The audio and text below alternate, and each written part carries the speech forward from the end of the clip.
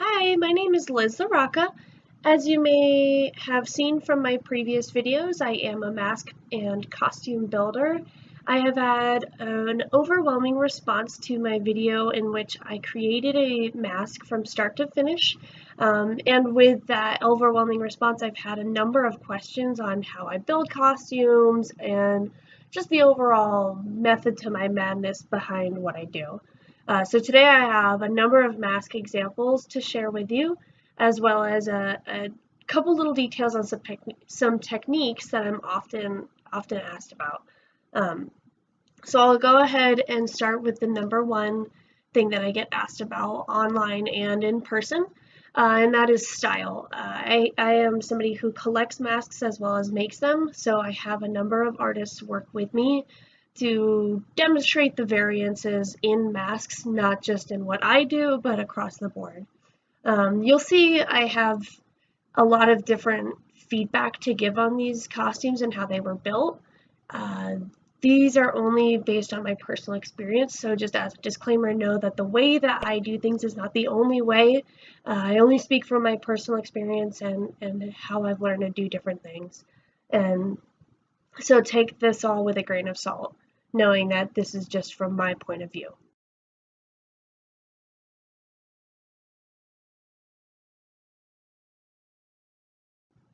So for starters, I get often asked about styles. I try to tell people to live up to their own style, meaning not just slap fur onto a resin base and go from there. In my previous video, you might have seen the amount of foam I added to a base to alter the style a little bit more than just what was given to me.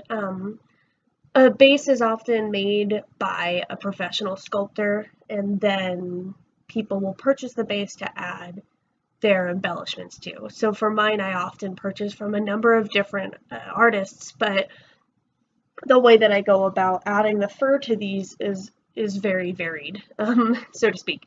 So this is a costume that I made. It's not finished yet, but I just wanted to show sort of how I made this base more unique than the original design. So this was actually built on a big cat base. I did end up doing a lot of foam work around the muzzle here and built up the cheekbones in here using foam, as well as then the eyebrows. I smoothed out the forehead a little bit, beefed up the chin, and I gave him a little bit of a snarl with this epoxy sculpt right here, which I'll talk a little bit about later. Along with that, I built out his ears and all that. So, as you see, he has a lot of character. The original base was very well defined as a big cat. However, it was incredibly slim and it was a little more petite than I had wanted for this kind of style. So I kind of went above and beyond on exaggerating those features.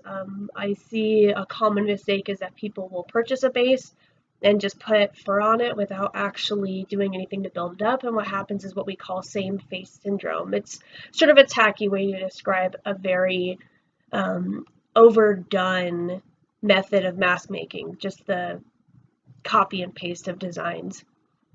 So this guy right here also has a lot of airbrushing. That's another way to take a limited range of fur colors and sort of make it your own. It really helps that it pushed the limits of what you can do with your materials. And then speaking of fur, that's another thing I get asked a lot. I use fur from a number of different retailers. This one in particular, I used Luxury Shag from Fabric.com or Big Z Fabric, Distinctive Fabric. They all produce the same fur and buy from the same wholesaler. It's pretty dense and it shaves down to a short pile very well, pile meaning the thickness of the fabric. And I mean, I think it comes in a variety of colors, so it works well for a lot of different characters. However, there are a number of different mediums and varieties that you can use for that. So I'll show you a couple different costumes I have. The rest were not made by me, they just use different materials, and these are just how I feel about them. Again, they work pretty well for different people, but they're just not my personal top favorites. So this right here is Taya the Bat. Taya uses monkey shag, which is a much more sort of chunky, thick fur. However, it has a very fine base. So if you look at the areas close to her eyes, sort of around her mouth, it's not as smooth looking. It doesn't shave down very well, and it works well for this character, but you have to consider when creating a mask the sort of character you want to design, you want to emphasize, and what might look best based on that.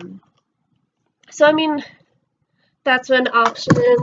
That fur comes from the same variety of dealers as the luxury shag. That's the monkey shag that I'm speaking about. And then this guy right here is made from fleece. And now fleece is not very common to use on heads because they get very pilly, meaning the fleece can often bunch up and you'll have little kind of fuzzies all over it. This was built with very, very high quality fleece. He doesn't get that to happen. If it was built on somewhere that had a lot more friction, it would often build up. But because it's on the face, it doesn't get enough action, so to speak. Not to mention they used that luxury shag as an accent, so it keeps the whole head from getting an overwhelmingly hot temperature. And they did what was called the Henson stitch, and now that's coined by the artist Jim Henson, the Muppets creator. And the Henson stitch is a really, really impressive and hard to master stitch in which you can hide seams, seams being where two pieces of fabric join together.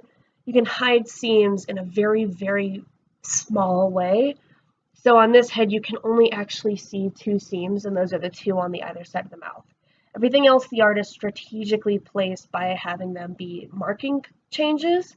So the markings around the eyes are actually, that's where they sewed. Same with around the nose. So they were all really, really well placed. That's a really difficult thing to master, and I often don't recommend people use fleece as a starting medium. It's incredibly difficult, and it takes years and years of practice, and this one was very well done. But it gives it a whole different look than, say, one that has all fur.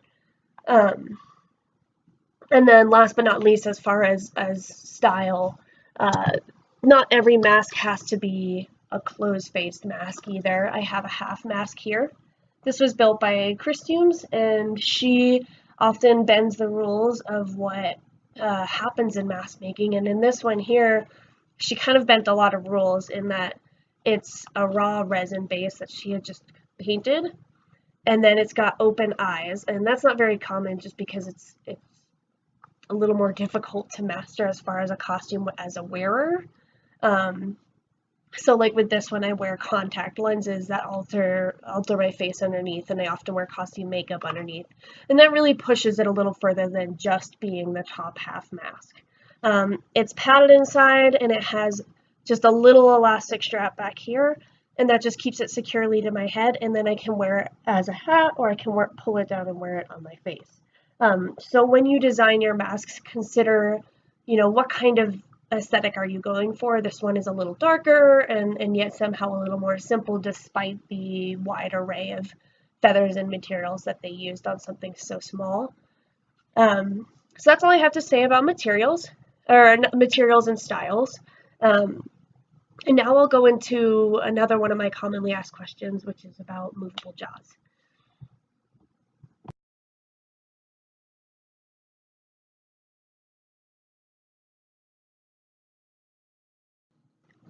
So movable jaws are kind of hit or miss. They're very difficult. They take a lot of practice to really get down. I've built on the verge of 50 costume masks, and only half of them had incredibly successful movable jaws. It requires a very delicate rigging. So I'll show you, since this mask has not been closed yet, what exactly I do to master the movable jaw, so to speak. So I typically have a 2 elastic strap system. It looks like an upside down T. Sorry, this one has LEDs, so he's got a little battery pack that tucks up in there. It looks like this from this side. This strap on the top goes around the back of the head at the top like this, and this one right here goes around the back like that. The top strap is incredibly important and one I see often forgotten. It keeps the head secured on top of your head, so that when you open your jaw, it doesn't pull the whole mask forward, which is a very common issue I have seen as well. And then this back one obviously keeps it on your head too. So that T-strap is incredibly significant, and the way that it's attached, I typically just use super glue and reinforce it with the Super Sculpt epoxy, and that stuff is incredibly flexible, and I'll talk about that in a little bit too. And then I use what's called a V-hinge. A V-hinge is a two-part hinge like this, and it's secured to the top and bottom of the base, like that, and here, and then it's got a Chicago screw in between. A Chicago screw holds in place. It almost looks like a spool, and it just spins loose in there, and so when the jaw opens, it twists forward or backwards, depending on how you're opening or closing. There are also straight hinges. I've seen people do strictly elastic hinges, and they work fantastically. This is just the way that I've preferred and is considered tried and true by many different artists. Another incredibly important thing is how you attach the hinge to the head. The most secure I've seen is by drilling through the hinge, through the base, and attaching it with a screw. And that really, really keeps it from shattering, so to speak. I would say that the worst method is hot glue. Hot glue is a very, very flexible glue, and so oftentimes when I've used it in the past, it doesn't hold very well over time, and it kind of bends and breaks, or the hinge ultimately doesn't keep closed the way it should. So then I'll go back and speak about my epoxy sculpt, which I think is the ultimate best way to attach anything. Again, just on my experience, but I can't speak highly enough about it. So epoxy sculpt is this sort of gray-white clay here. It's a two-part epoxy, meaning you take equal parts of each and then mix them together, and it makes an incredibly durable, sculptable material. I usually wrap my hinges with it, as well as use it to sculpt things like eyelids, lips, and then I just paint them and gloss them and seal them. They work incredibly well for small details. I've used them for teeth, tongues, anything that just needs to be small and sculpted. It does get a little heavy, so they have multiple kinds. I've learned over time that I prefer the epoxy sculpt air. It's called freeform air. But then there's also just the regular sculpt, so if you're only doing really small amounts, then that works just as fine. And then the last thing on Movable Jaws is how this hinge here is going to stay closed. It's a little hard to see, but there's an elastic strap right here and right here. I don't often do 2 points of closure, but on this mask it was a little heavier, so I felt like it was necessary. I have also seen metal coils as a spring, and that helps keep the jaw closed so that when you open your mouth, it'll open like with it. So it bounces back when you close your mouth. So that's ultimately how the movable jaws work. There are a number of tutorials and incredible resources on the internet that explain it maybe a little better than I do. I've used a multitude of tutorials in my experiences, and all you have to do is do a quick Google search, and I can guarantee you can find something with a better image breakdown than my brief video explanation. So the next thing that I will touch on is the don'ts of mask building. Sorry, that took a little bit. So there are a lot of issues I've seen in costumes that have been built, and again, these are only from my experience. There are some materials in particular that I've seen used commonly that do not work well over time, and so I'll just briefly cover the don'ts of costume and mask building.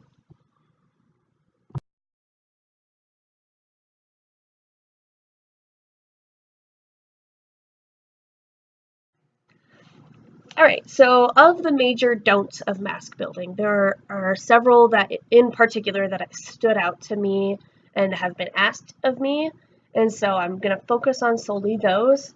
One of the number ones I'm asked is, what mesh do you use for the eyes? The mesh meaning the sort of thin plastic that you see out of.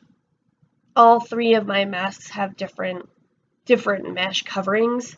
Taya, for example, has what's very very thin, fine fabric, but it's black on both sides, and that's really, really important. If you don't go through and paint both sides of whatever material you're using, if it's not already black, it can be really hard to see from the other side. So on the outside, if it's black, nobody can see in, but on the inside, if it's white, it's really difficult to see out. Taya has what feels like nylons, like stockings and tights are made out of, and it's incredibly easy to see out of.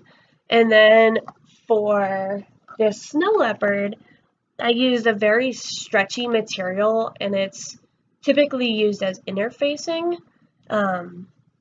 It's a very, very fine mesh, and while my hand is back here, you can't actually see it. You can kind of see it a little bit because I've got the light shining on it. So you wouldn't be able to see the face. Here's one of the things I don't recommend for eye mesh, and while I think that this costume was built incredibly well, and I have mentioned this to the builder and they did offer to fix it for me, so I do not have an issue with it. I've offered to fix it myself. They were incredibly reciprocative of my feedback, so I mean, I'm not holding it against them. This is just a recommendation. So Risky here has an eye mesh that is incredibly tightly woven. It's virtually impossible to see out of, not only because it's tightly woven, but the other side of it is white, and so that causes a glare when the viewer is trying to look out.